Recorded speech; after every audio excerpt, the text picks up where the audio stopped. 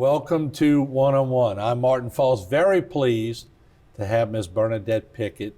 She is going to be our guest today on One on One, and it's such a great history. And we're going to sort of overlook the fact that she's married to a sitting judge in Terrebonne Parish, because if the truth be known, I'd rather interview her. So that'll produce a few chuckles from her husband. We'll take a break. When we come back, Miss Bernadette Pickett.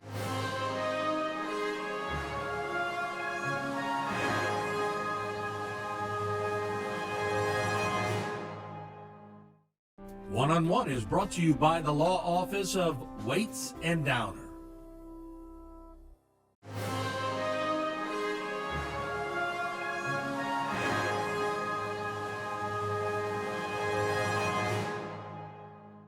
Was there one such case you remember where, God, I was so nervous to go to court? I look back on some of my early days, going in front of the judge, the mysterious judge, right? Not knowing, they look so big up there until you live with one, right? So, good point. I think back to those early days of walking in the court and being, not being afraid, because that was the skill set I learned, but being nervous to make sure I did the right thing for everybody involved. And I think that's what's always makes you anxious, maybe not scared, but making sure that you're able to put your best foot forward for the prosecutor's side, but make sure that the defendant gets his day in court as well, and that the outcome is best for the situation. Would meticulous describe you? Sometimes. Yeah. My daughter may tell you differently, but just sometimes. Yeah. Were you more scared to fail, or were you more just wanting to succeed? And there's a difference. Some people hate to fail so much that they'll overwork something, and some people they want to go in there and be successful. And I don't know if I'm afraid to fail. I think I would be afraid not to try. Right. If that makes sense. Yeah, it really does. Yeah. So as your career progressed and you were gaining confidence, was that just sort of like a gradual thing, or were you pretty confident from the beginning? Confident, I think, is a strong word. I know what I know, okay? Mm-hmm. But I'm quick to tell you, I know what I don't know as well. So you never get to the point that you think you know it all. You learn every day. Been in the DA's office almost 27 years, and just when you think you've seen it all, then something else happens. Mm-hmm. But you and Judge Pickett both have these great personalities. So I'll get more into that relationship. When you see you and you see him, he's happy-go-lucky. Mm-hmm. He likes to joke around and have a good time. But you seem to be the one in the relationship that sort of keeps it steady. Yeah. Am I right? Yeah, you're right. You're right. Okay. How hard is that? I don't think it's that hard. I think that's just who we are. And I knew Juan was happy-go-lucky in school, but also a very serious student. Truth be told, I was the one. Remember Bennigan's, the restaurant? We were in Baton Rouge, and I said, "Can't we just go have lunch?" And he said, "No, we got to study. We have to do this." And I rolled my eyes, but he was serious about his studies. So I guess once he got out of school, he could exhale, and then he relaxed. How did he tell you he wanted to run for judge, or was that a joint decision, or did he come up to you one day and said, "Bernadette, I think I want to run for judge"? I think a few years prior, we had talked about it, and I can't keep dates in my head, but maybe 10 years prior, someone had approached him and asked him about running for judge. And he says, "No, not yet." He says, "Maybe one day." He says, "I'm still happy where I am." And Juan was very happy in the DA's office. Mm-hmm. So I think from that 10 years prior, it was always the running joke that the next judge to retire, Juan maybe would throw his hat in the ring, excuse me. So Juan was assigned to Judge Ellinger's courtroom, Judge Ellinger Sr.'s courtroom. Right. So he had been there most of his DA life. That's right. So when Judge Ellinger announced his retirement, Warren told me, he said, "I think it's my time." And Judge Ellinger was happy about it. And as we talked about earlier, a lot of his good friends, came and supported that decision. And it was almost like it was understood. We talked about the the benefit of him running for judge. And, we had a family to take care of. He had been in the DA's office 21 years Right. at that time. He was looking at, his retirement and this, that, and other, and a couple of more years till he could get, that full benefit. So, it was a true family It was discussion. a given. Zoe was the first king of Hercules, and Jessica, first maid in your family, and then Judge Pickett sets a new. What is this? A family thing? Well, What's in that? When are you going to run? Oh, no. I run the house. I'm good. You never had aspirations to. I know people have asked you. People have asked me, in all honesty, when I was first assigned to city court, I was with Judge Fungi. And I truly enjoyed being with Judge Fungi. It was myself and Bernard Levy. Wow. And That's two characters to hang around with. Yeah, and they taught me a lot. Yeah. I always thought maybe I'd run for city court judge, always telling Bernard that I would, bow to him first. And, unfortunately, we lost Bernard. Yeah. And then my career kind of went a different way. I got pulled out of city court to do drug court and then the advocacy center. And then Judge Hagan was sent over there as an ADA and thrived there. Right. So I think the best person's there. And he adores your family too. Yeah, He always we adore speaks him. highly. Yes. Judge Hagan always speaks highly of you.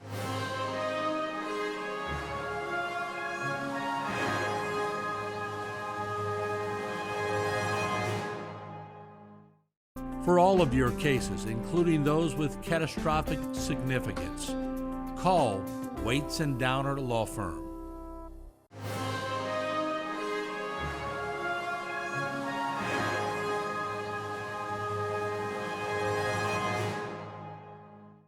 To work with Judge Fungi.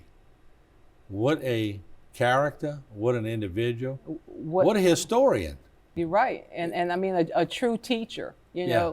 would take us young prosecutors in, and, we had to follow the letter of the law. He would rule based on what we presented, and if for some reason you lost that case, he'd call you in the back and he'd tell you maybe, you should look at this or do this. A true gentleman to work with. And that's incredible because not every judge does that. They rule, they're busy. You're right.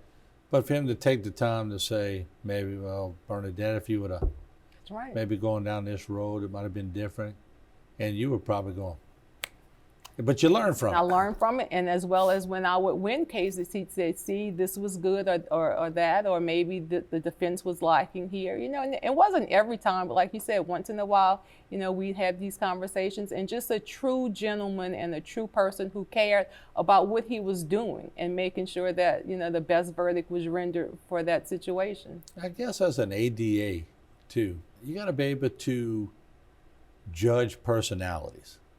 All the judges that you go in front of are all different. Very different. I mean, look at the judges now, from one to all of them. Right. If you talk to each one individually, you're going, they're all so different. Got to change your game plan, don't you? You really do. Other than Judge Fungi, one of the first judges I appeared before was Judge Wimbish. Yeah.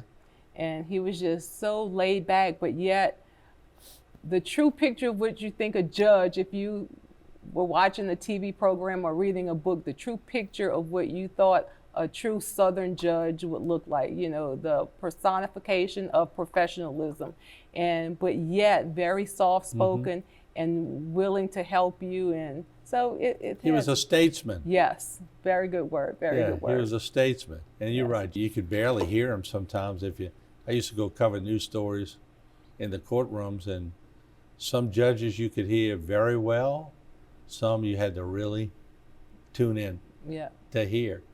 I'm sure it's always tense in court because there's always a side against what you're trying to present.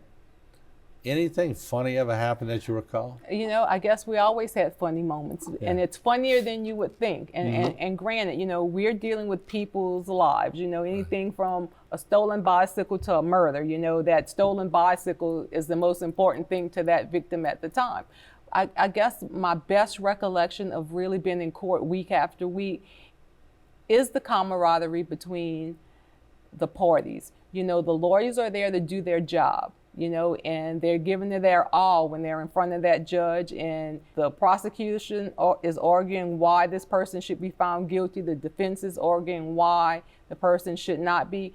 But then when court breaks, it's that they can sit down and really talk to each other as friends and as human beings. It's not that tense bickering that you would think. So that's the best part about being in court, that people are there advocating for their side to the best of their ability, but they realize that in order to continue to do so, you have to have some kind of camaraderie among all parties.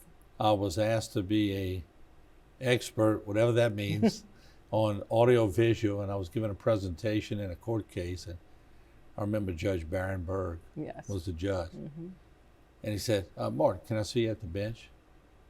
So I went up there, he goes, how much longer is it going to take you to do your presentation? I said, 3-4 minutes. He said, good, because I'm hungry. Right.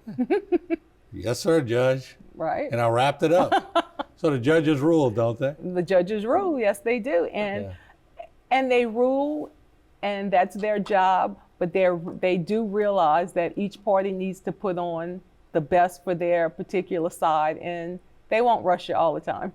Who was the judge, whenever y'all get in front, that would hold your feet to the fire? I bet I know who you're going to say. Oh, I wonder if you know. Judge Gadry?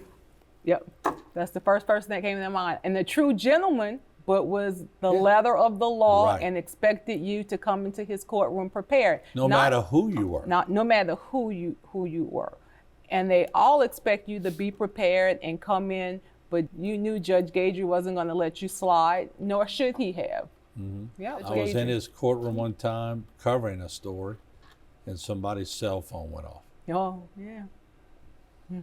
I bet that's the last time that person ever walked into a courtroom. It may have been the last time they ever used the cell phone. But I mean, there's rules and there's rules.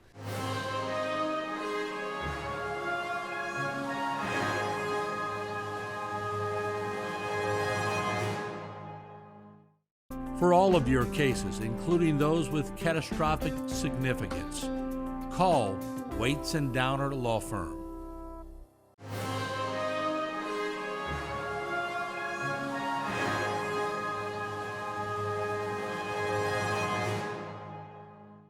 As you move forward, you're involved in other aspects of our community. Like, I don't know how you find the time, but Terrebonne General. Yes. And of course, y'all in Mardi Gras, y'all in different things. How do you juggle that time? It's a balancing act, and now I've been appointed or happily accepted the offer to be on the diocese board. And that I love that. Forgot about that, yeah. You just do it, and the people on the other on the boards realize that everyone on the board have other obligations. So if you have to miss a meeting or do it by phone, if that's allowed, or you just do what you can and keep going. But it's an honor to be on the hospital board. I was elated to be asked to be on the diocese board, and you just do what you can for a community that's done so much for you. Like I said, y'all personalities go real well together. You and the judge, and then your beautiful daughter. She seems to be, who's she more like, you or more like the judge? I guess it depends. Depends on what she needs, right? Right. She's not as loud as I am. Okay. And she's very soft-spoken and very tender-hearted, and a very meek and mild young person. If she gets angry, then some of Mama comes out. I never saw you as loud. Is that the way you see yourself? Sometimes, and to get my point across. And I don't know, Juan tells me all the time, I will never start a fight, but I may finish it. I will finish it. Is it safe to say when the judge comes home that the robe is off? Oh, definitely. Oh, okay. And he wears that well. Yes, he does. Yeah, he handles everything pretty well. And like you said, life's a balancing act. When we started working, he was a couple of years ahead of me at the DA's office. So by the time I got there, he had started doing felonies and was really learning his craft, right? So within months of me being there, Juan's in the felony division of his own, doing murder cases, rape cases, you name it. And Juan was very meticulous, when it came to his work, and would come home and have homework to do. So, Bern took over the bills and the running of the house and this, that, and the other. And I guess he figured in all these years, I never let the lights get turned off. So, I just continued to run the house. But you're good at that.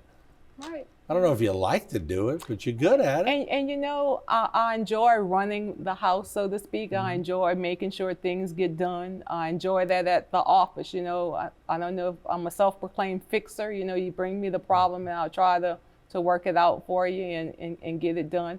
I had a great teacher, you know, Kevin Guidry, as Juan's going the route of truly trying cases. Somewhere along the line, I kind of followed Kevin's coattails and did some administrative stuff, and I like that. You know, I really like, you know, bringing the new programs into the office and watching them grow. And when an administration changes, like when Mr. Greenberg left and Mr. Waits took over, you know, Mr. Waits is really not a micromanager. He Not saw at all. something in y'all and let you run with it, and it's been pretty successful. been pretty successful. You know, he hired a group of people, and I guess he figured he hired adults and not children, right? So you knew we knew what he expected.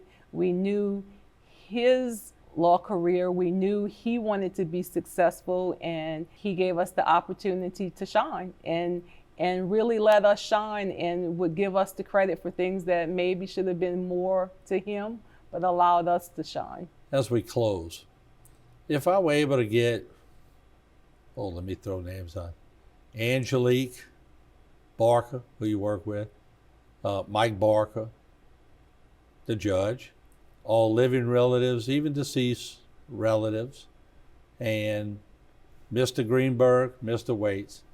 If I got everyone you've worked with all in a room together, and the Robinson side, the Robinette side, and I said, okay, gang, one word. I want one word.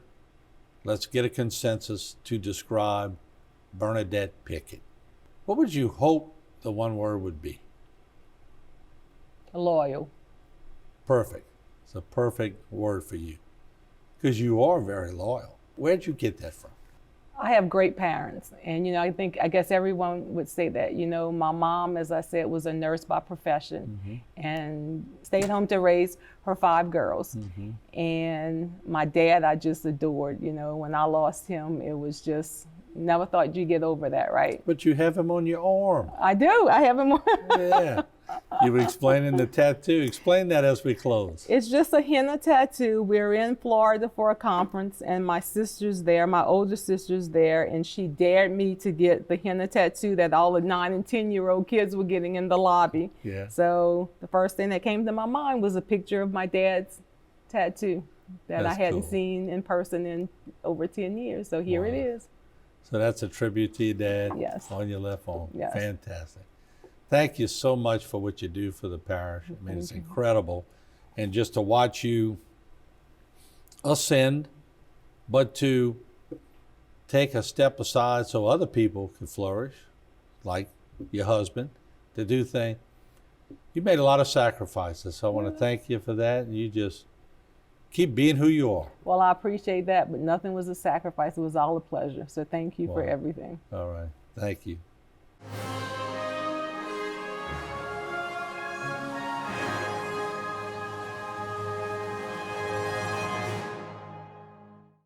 For all of your cases, including those with catastrophic significance, call Waits and Downer Law Firm.